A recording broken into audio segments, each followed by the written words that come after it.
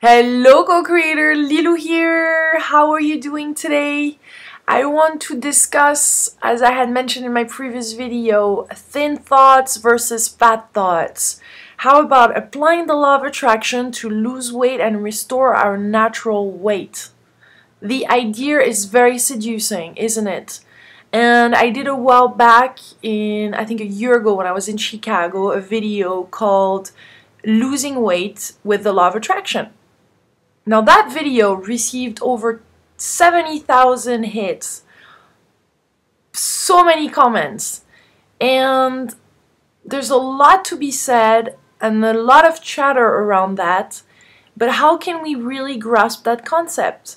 Now I would like you to be present right now to the guilt that you have when you would eat something caloric or even something maybe not calorific, and how you feel about that and what is running through your head next time you eat that piece of chocolate cake, or that peanut butter and sandwich, like we do in the US. Think about, be present to the thoughts that you have about that one, and I guarantee you're going to discover a lot. Now, same thing that for anything else about applying the law of attraction, it's about removing that resistance and allowing things to happen. So if you declare that you want to restore your natural weight, and then if you're obsessed about it, then you're actually resisting and then not letting the process go. But if you start to shift your way of thinking, and each time you're gonna have even that piece of chocolate cake that you love, or that pizza or ice cream or cheese and bread and fruits or whatever it is, because I'm clear that a lot of us, we can have those negative thoughts and fat thoughts, whatever that food is, even though if it doesn't represent much calorie.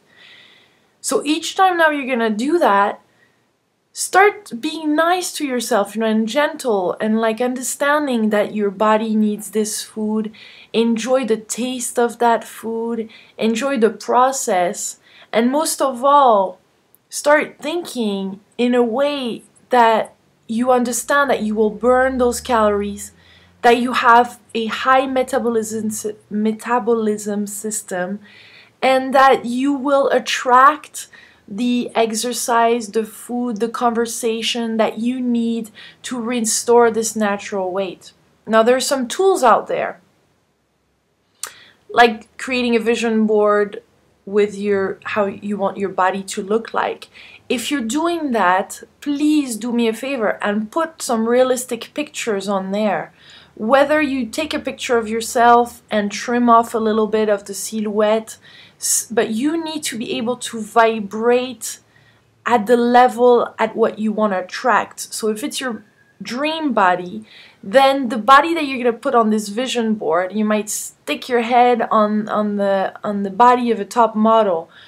But if you cannot vibrate at that level and honestly think inside that that's not possible, it's going to generate even more guilt and bad feeling, etc. So rip those pictures off and put something, maybe a picture of you from the past that you can maybe put your new head on, or trim the silhouette or something.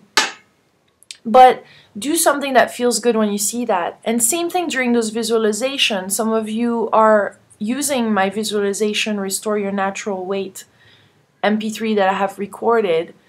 I do that too in the morning. I listen to it and I would see and feel the body that I want. And all those are tools that help us to attract the motivation, if you will. But ultimately, I found that it's the relationship with the food itself and our relationship with ourselves that is at work here. So removing that resistance and allowing it to, and enjoying the process when you're eating, is a big new ritual to put in place.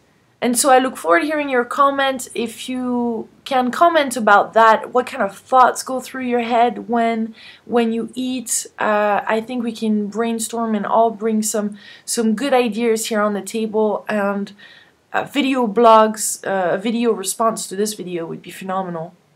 And let's see, what are the successes, challenges, but definitely being present to our thoughts Exercising more, yes. Eating less, yes.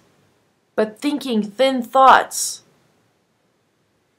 that I think is key.